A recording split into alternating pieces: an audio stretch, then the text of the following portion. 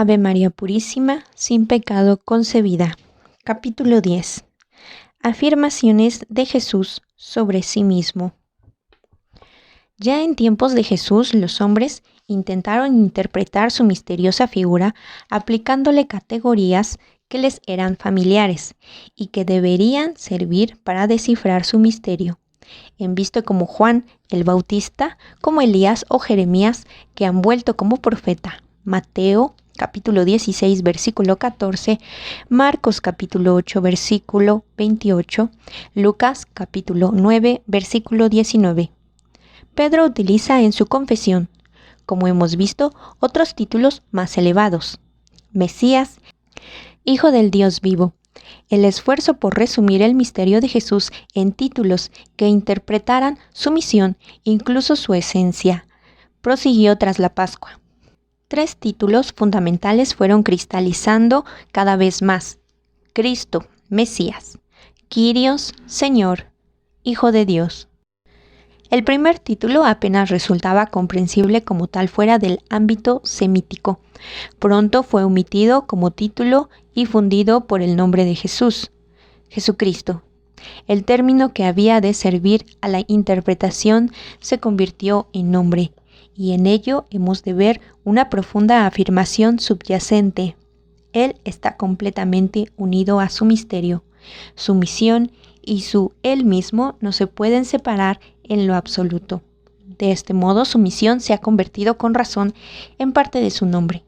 De este modo, quedaron los títulos Kyrios e Hijo, que apuntan en la misma dirección.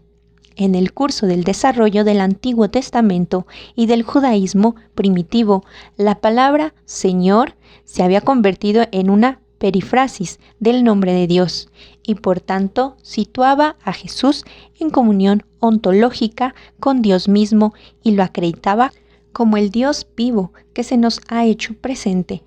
La expresión Hijo de Dios lo vinculaba igualmente con el ser mismo de Dios. ¿De qué clase de vínculo ontológico se trataba más exactamente? Es cuestión sobre la que hubo que discutir laboriosamente desde el momento en que la fe también quiso acreditar y reconocer claramente su condición racional. ¿Es el Hijo en un sentido derivado? ¿En el sentido de una especial proximidad a Dios? ¿O la palabra indica que en el Dios mismo hay Padre e Hijo, que Él es realmente igual a Dios? Dios verdadero de Dios verdadero. El primer concilio de Nicea, 325, resumió el resultado de este debate con la palabra homousios, de la misma sustancia, el único término filosófico que figura en el credo. Pero este término filosófico sirve para proteger la fiabilidad de la expresión bíblica. Quiere decirnos, cuando los testigos de Jesús declaran que Jesús es el Hijo, esto no se dice en sentido mitológico o político. Las dos interpretaciones más naturales es el contexto de la época. Ha de entenderse muy literalmente. Sí, en Dios mismo hay eternamente el diálogo del Padre y el Hijo, los cuales son realmente en el Espíritu Santo uno y el mismo Dios. Sobre los títulos cristológicos de majestad que nos salen al paso en el Nuevo Testamento hay una amplia literatura, pero la discusión al respecto no es propia de este libro, que intenta entender el camino de Jesús en la tierra y su predicación, no la elaboración teológica de la fe y el pensamiento de la Iglesia primitiva.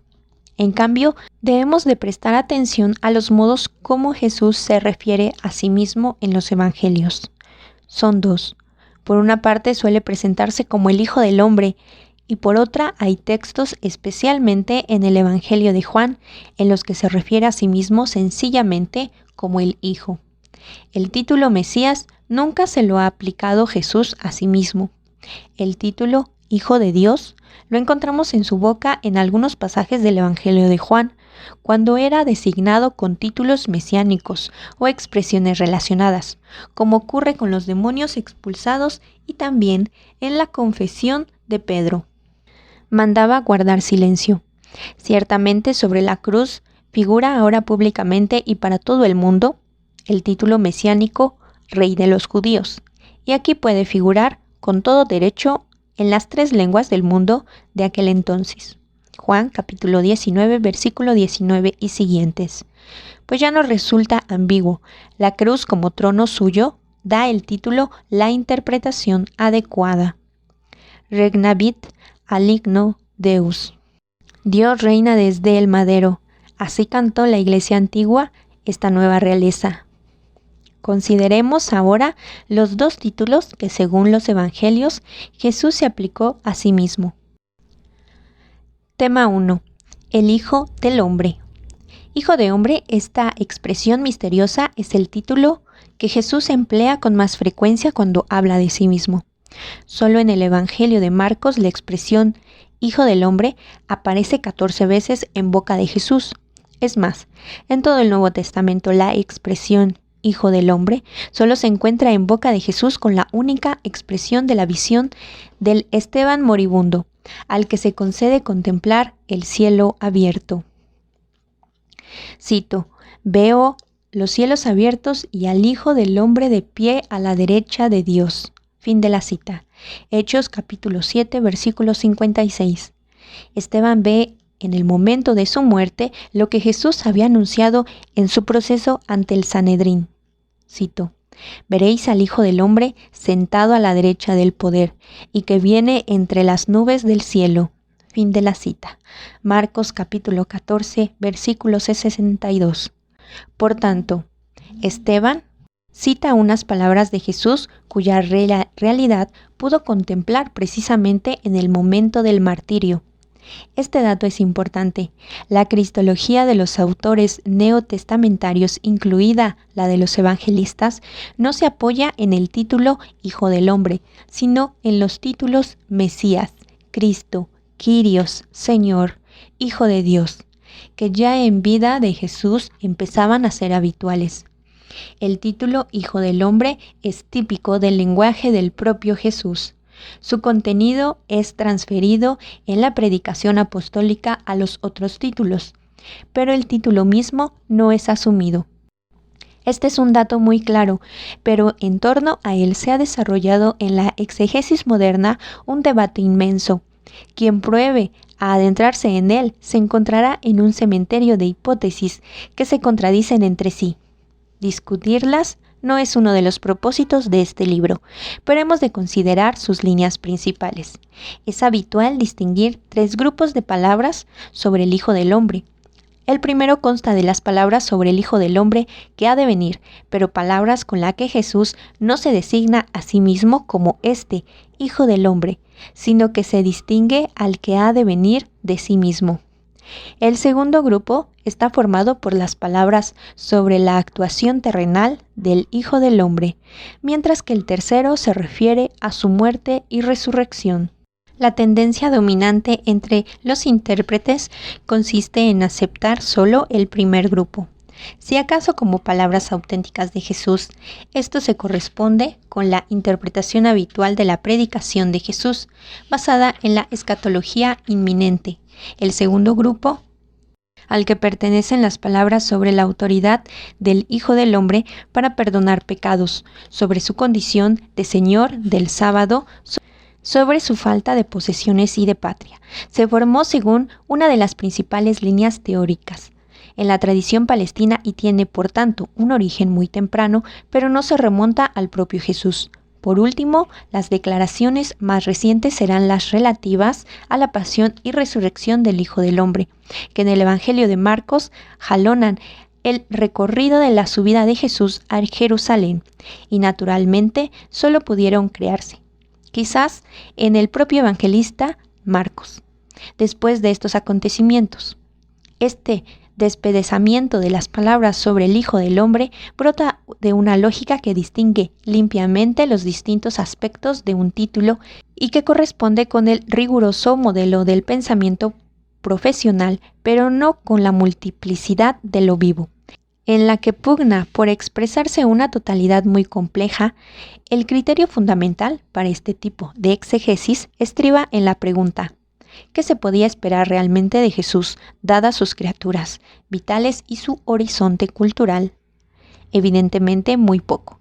verdaderas afirmaciones sobre su majestad o sobre su pasión, iban poco con él.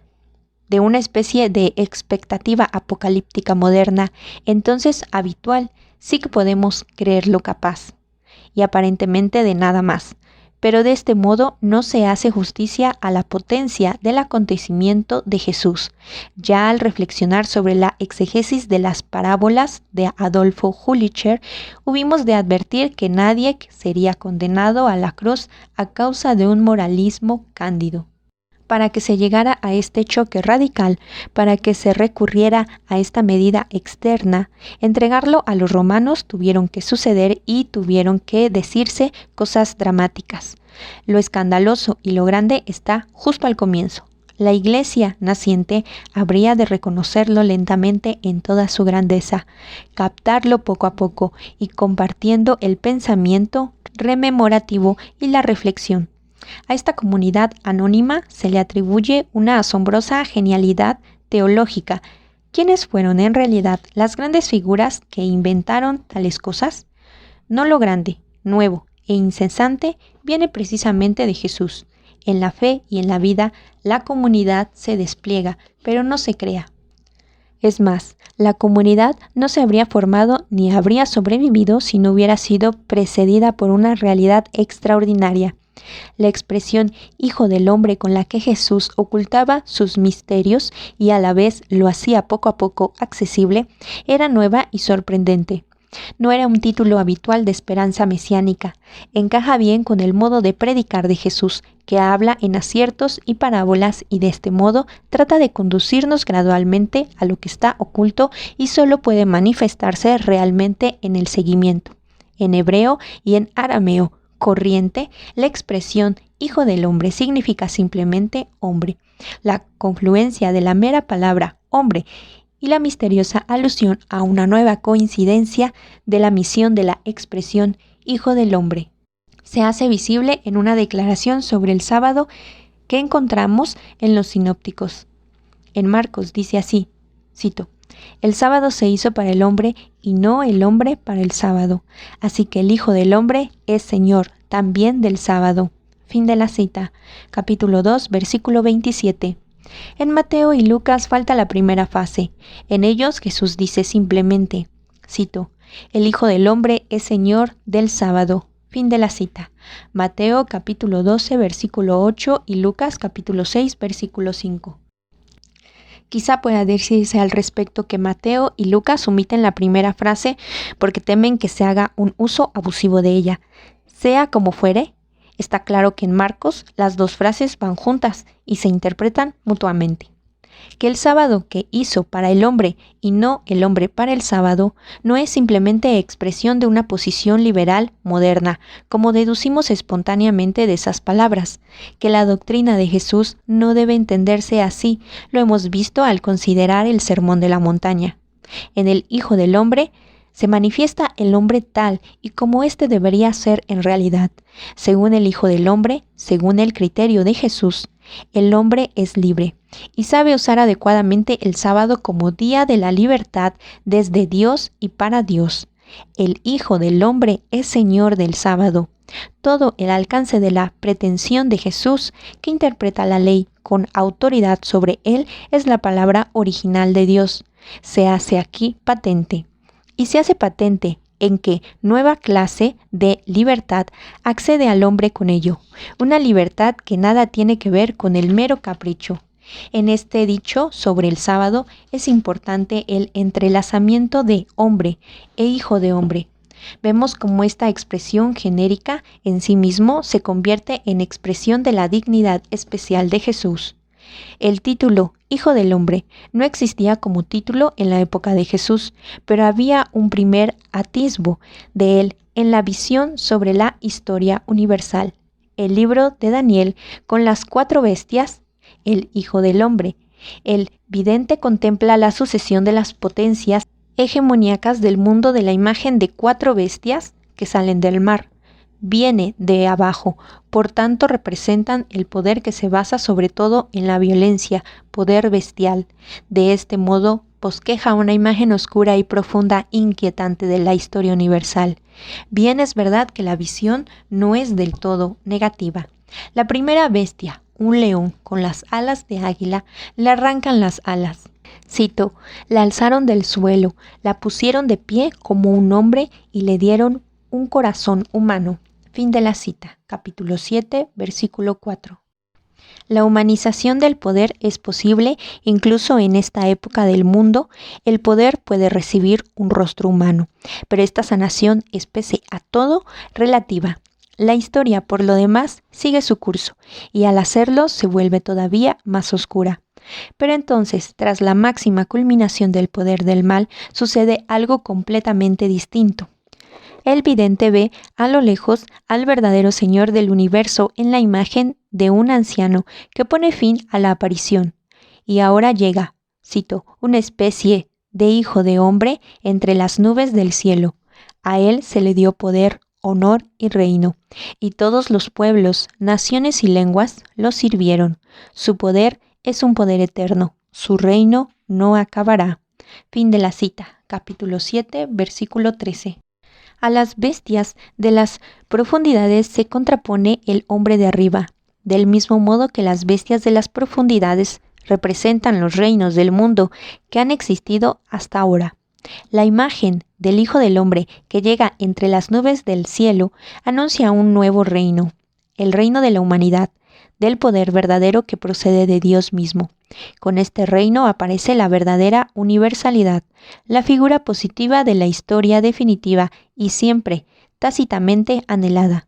El Hijo del Hombre, que viene de lo alto, es por tanto lo contrario de las bestias de las profundidades marinas. Como tal, no designa una figura individual, sino que representa el reino con el que el mundo alcanza su meta. Entre los exegetas está extendida la hipótesis de que detrás de este texto puede haber una redacción en la que el Hijo del Hombre es una figura individual, pero lo cierto es que esa redacción no la conocemos. Sigue siendo una hipótesis. Los citadísimos textos de 4 Esdras 13 y del Enoc etiópico, en los que el Hijo del Hombre es representado como figura individual, son posteriores al Nuevo Testamento y por tanto no pueden considerarse como fuente de este. Evidentemente resulta natural relacionar la visión del Hijo del Hombre con la esperanza mesiánica y con la figura del propio Mesías, pero no dispone de ningún texto anterior al ministerio de Jesús que avale este proceder. De aquí se desprende que con la imagen del Hijo del Hombre se representa el futuro reino de salvación, una visión con la que Jesús podía entrocar, pero a la que le ha dado una nueva forma al poner esta perspectiva en relación consigo mismo y su ministerio. Prestemos atención ahora a las palabras de Jesús. Habíamos visto que un primer grupo de palabras sobre el Hijo del Hombre se refiere a su venida futura. La mayor parte de estas palabras se encuentran en el discurso de Jesús sobre el final del mundo, Marcos capítulo 13, versículos del 24 al 27, y en el proceso de Jesús ante el Sanedrín, Marcos capítulo 14, versículo 62. Serán tratadas, por tanto, en el segundo volumen de este libro. Aquí querría indicar solo un punto importante. Estas son palabras sobre la gloria futura de Jesús, sobre su venida para juzgar y reunir a los justos, los elegidos. Pero no debemos pasar por alto que son pronunciadas por aquel que como acusado y escarnecido ante sus jueces, y que de este modo su gloria y su pasión se comprenderán indisolublemente en estas palabras. Es cierto que no se alude a la pasión, pero ella es en la realidad la que Jesús está y habla. Una condenación muy particular de esta relación la encontramos en la parábola del juicio universal, transmitida por Mateo, capítulo 25, versículos del 31 al 46, en la que el Hijo del Hombre, al juzgar, se identifica con los hambrientos y sedientos, los forasteros, los desnudos, los enfermos, los presos, con todos los que sufren en este mundo, y caracteriza la conducta hacia ellos como conducta para con él. Esto no es una ficción posterior del juez universal. Al hacerse hombre, esta identificación ha alcanzado en él la máxima congregación. Él es el que no tiene posición ni patria, ni un lugar en el que reclinar la cabeza. Mateo capítulo 8, versículo 19 y Lucas capítulo 9, versículo 58. Es el prisionero, el acusado, y muere desnudo en la cruz. La identificación del Hijo del Hombre que juzga el mundo con lo que sufren cualquier tipo de males presupone la identidad del juez con el que Jesús terreno y muestra la unidad interna de su cruz y gloria, de existencia terrena en la humillación y autoridad futura para juzgar el mundo. El Hijo del Hombre es uno solo, Jesús. Esta identificación nos muestra el camino, nos muestra el criterio con el que un día se juzgará nuestra vida. Evidentemente, todas estas palabras sobre el futuro del Hijo del Hombre no son consideradas auténticamente jesuánicas por la crítica. Solo 2 textos de este grupo son clasificados en su versión lucana, al menos por parte de la exegesis crítica, como palabras auténticas de Jesús, palabra que cabría esperar. De él tenemos en primer lugar Lucas capítulo 12, versículo 8 y siguiente, cito. Os digo, pues, todo aquel que se declara por mí ante los hombres, también el Hijo del Hombre se declarará por él ante los ángeles de Dios. Pero si uno me niega ante los hombres, será negado ante los ángeles de Dios. Fin de la cita. El segundo texto es Lucas capítulo 17, versículo 24 y siguientes. Cito. Como el fulgor del relámpago brilla de un extremo al otro del cielo, así será el Hijo del Hombre en su día. Pero primero es necesario que padezca mucho y sea reprobado por esta generación. Fin de la cita. La razón por la que estos textos resultan agraciados es que ellos parecen distinguirse entre Jesús y el Hijo del Hombre.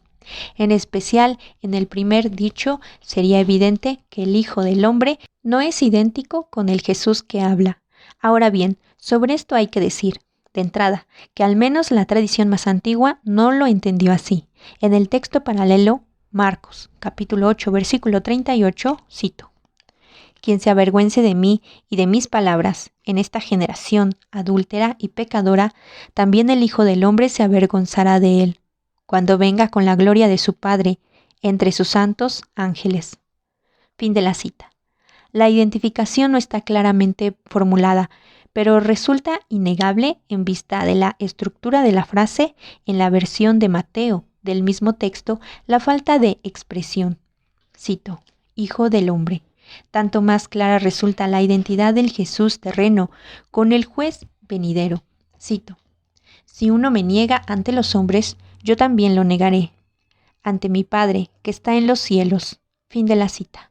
Mateo capítulo 10, versículo 32 y siguientes. Pero también en el texto de Lucas, la identidad queda completamente clara a partir de la dirección del contenido en su conjunto. Cierto que Jesús habla del modo enigmático que le es propio y que confía al oyente el último paso de la comprensión, pero de la identificación funcional en el paralelismo del confesor y el negar ahora y en el juicio, ante Jesús y ante el Hijo del Hombre, solo brota sentido sobre la base de la identidad ontológica. Los jueces del Sanedrín entendieron perfectamente a Jesús, y Jesús no los corrigió diciéndoles, por ejemplo, cito, «Me habéis entendido mal. El Hijo del Hombre que ha de venir es otro». Fin de la cita. La unidad interior de la kenosis vivida por Jesús, Filipenses capítulo 2, versículo del 5 al 11, y su venida en gloria es el motivo constante de actuar y el hablar de Jesús. Precisamente lo nuevo, lo auténticamente jesuánico, que no ha sido inventado, sino que es lo peculiar de su figura y sus palabras. Los distintos textos forman un todo y no se los entiende mejor cuando se le consideran aisladamente. Tal modo se procede, aunque pueda encontrar un cierto apoyo en Lucas capítulo 12, versículo 8 y siguientes. Resulta claramente inadecuado en el segundo texto, Lucas capítulo 17, versículos 24 y siguientes. Aquí, en efecto, la unión de ambas cosas resulta patente. El Hijo del Hombre no vendrá aquí o allá, sino que brillará para todos como un relámpago, de un extremo del cielo al otro, de modo que todos le mirarán a él, el traspasado. Comparar Apocalipsis capítulo 1, versículo 7. Pero antes debe él, precisamente este Hijo del Hombre, padecer mucho y ser rechazado. La profecía de la pasión y el anuncio de la gloria están inseparablemente unidos. Es a una y la misma persona a la que se refiere ambas cosas, precisamente a aquel que al pronunciar estas palabras se encaminan ya a su pasión. También en las palabras con las que Jesús habla de su actuación presente, nos encontramos con ambos aspectos. Ya consideramos brevemente su afirmación de que Él, en tanto que el Hijo del Hombre es Señor del sábado, Marcos capítulo 2, versículo 28. En este pasaje sale a la luz exactamente lo que Marcos describe en otro pasaje de esta manera. Cito: Estaban asombrados de su enseñanza, porque les enseñaba con autoridad y no como los escribas. Fin de la cita. Marcos capítulo 1, versículo 22. Jesús se pone del lado del legislador, del lado de Dios, y no es intérprete, sino Señor. Esto queda claro aún en el relato del tullido, al que sus amigos habían puesto a los pies del Señor, descolgándolo desde el tejado sobre una camilla. En vez de pronunciar palabras de curación como el tullido y sus amigos esperaban, lo primero que Jesús dice al que sufre es: Hijo, tus pecados te son perdonados. Marcos capítulo 2, versículo 5. Con razón, objetan los escribas, ante estas palabras, que perdonar los pecados es solo cosa de Dios. Cuando Jesús atribuye tal autoridad al Hijo del Hombre, reclama para sí la dignidad propia de Dios y obrar en virtud de ella. Solo después de la condenación del perdón llegan las palabras esperadas: levántate, coge tu camilla y vete a tu casa. Marcos capítulo 2, versículo 10 y siguientes. Es precisamente esta pretensión divina la que lleva a la pasión. Bajo esta perspectiva, las palabras de Jesús en las que se muestra su autoridad están orientadas a su pasión. Pasemos al tercer grupo de las palabras de Jesús sobre el Hijo del Hombre, los anuncios de la pasión. Ya habíamos visto que las tres predicciones del Evangelio de Marcos, que articulan tanto el texto como el camino del propio Jesús, anuncian de un modo cada vez más claro su destino futuro y la necesidad interna de éste. Tienen su punto central y su culminación en la frase que sigue al anuncio de la pasión y al discurso, estrechamente relacionado con ella, sobre el mandar y el servir. Cito: porque el Hijo del Hombre no ha venido a ser servido, sino a servir y a dar su vida en rescate por muchos. Fin de la cita. Marcos capítulo 10, versículo 45. Con la asunción de unas palabras tomadas de los cantos del siervo de Dios sufriente, Isaías capítulo 53, una nueva línea de la tradición veterotestamentaria se incorpora a la imagen del Hijo del Hombre. Jesús, que por su parte se identifica con el juez del mundo que ha de venir, se identifica aquí con el siervo de Dios, que sufre y muere, y que ha sido anunciado en los cantos del profeta. De este modo, resulta patente la unidad de pasión y exaltación, de humillación y majestad. Servir es la verdadera manera de mandar y nos deja anticipar algo del nuevo, como Dios gobierna, del señorío de Dios. En su pasión y en su muerte, la vida del Hijo del Hombre se convierte por completo en proexistencia. Él se convierte en libertador y salvador para muchos, no solo para los hijos de Israel dispersos, sino para todos los hijos de Dios dispersos. Comparar Juan capítulo 11, versículo 52. Para la humanidad. Con su muerte, por muchos, rebasa los límites de tiempo y lugar, y se cumple la universalidad de su misión. La exégesis antigua consideraba la fusión de la visión de Daniel, del Hijo del Hombre futuro y de las imágenes del siervo de Dios doliente, transmitidas por Isaías, como lo propiamente nuevo y especial de la idea que Jesús se hacía del Hijo del Hombre. incluso como el punto central de su autoconciencia en general, y tenía toda la razón al serlo. Ciertamente hemos de añadir que la síntesis de las tradiciones veterotestamentarias realizadas por Jesús en la imagen del Hijo del Hombre es más amplia todavía y reúne más vetas y cauces de tradiciones veterotestamentarias. Para empezar, en la respuesta de Jesús a la pregunta de si Él es el Mesías, el Hijo del Altísimo, se funde Daniel capítulo 7 y Salmo 110. Jesús se ve como aquel que se sienta a la derecha del poder, como el Salmo anuncia del futuro rey sacerdote. Del mismo modo, en el tercer anuncio de la pasión, las palabras sobre el rechazo del Hijo del Hombre por parte de los ancianos, los sumos sacerdotes y los escribas. Marcos capítulo 8, versículo 31. Se funden con el Salmo 118, las palabras sobre la piedra desechada por los arquitectos que se ha convertido en piedra angular. Salmo número 118, versículo 22. De este modo se establece asimismo una relación con la parábola de los viñadores homicidas, en la que el Señor utiliza estas palabras para predecir el rechazo que sufrirá y su resurrección, así como la nueva comunidad futura. Mediante la conexión con esta parábola se manifiesta también la identidad entre el Hijo del Hombre y el Hijo amado. Marcos capítulo 12, versículos del 1 al 12. Mencionamos por último el torrente de la literatura sapiensal. Sabiduría capítulo 2 describe la aversión de los impios hacia el justo. Cito: presume de tener por padre a Dios. Si el justo es hijo de Dios, Él lo auxiliará. Lo condenaremos a muerte ignominiosa. Fin de la cita. Sabiduría, capítulo 2, versículos del 16 al 20. Volker Hampel opina que las palabras de Jesús sobre el rescate que Él ha pagado por nosotros no derivan de Isaías, capítulo 53, versículos del 10 al 12, sino de Proverbios, capítulo 21, versículo 18, e Isaías capítulo 43, versículo 3, cosa que a mí se me antoja muy improbable. El verdadero punto de referencia es sin duda Isaías capítulo 53.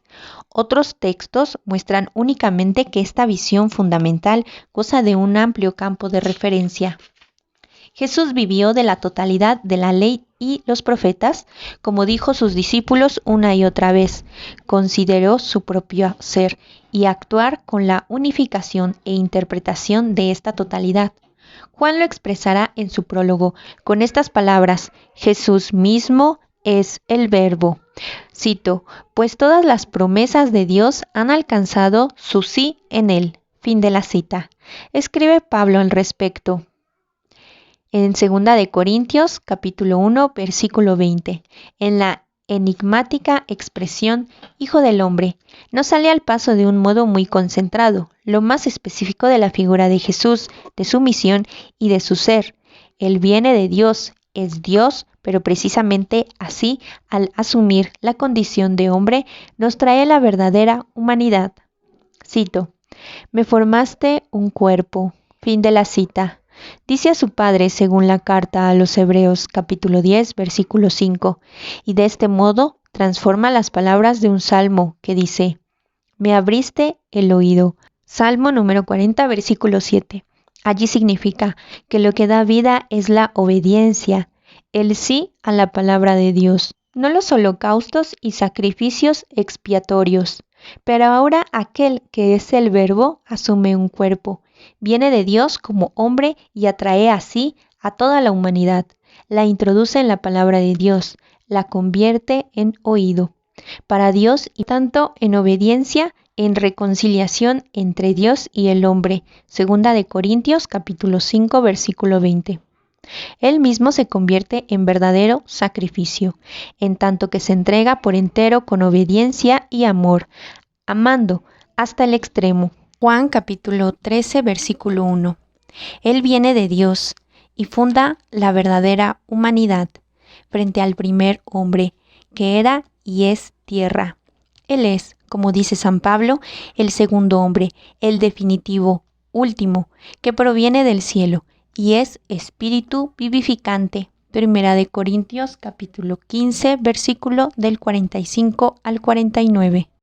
Él viene y es a la vez el nuevo reino. No solo es uno, sino que nos hace a todos nosotros uno. Gálatas capítulo 3, versículo 28. Consigo mismo nos convierte en una nueva humanidad. La colectividad divisada por Daniel desde lejos, una especie de hijo de hombre, pasa a ser persona, pero merced a su por muchos. La persona rebasa los límites del individuo y comprende a muchos, se convierte con muchos en su cuerpo y un espíritu. Comparar 1 de Corintios capítulo 6, versículo 17. Este es el seguimiento al que nos llama, que nos dejemos atraer a su nueva humanidad y por tanto a la comunión con Dios. Citemos de nuevo a San Pablo, con el terreno. El primer hombre, Adán.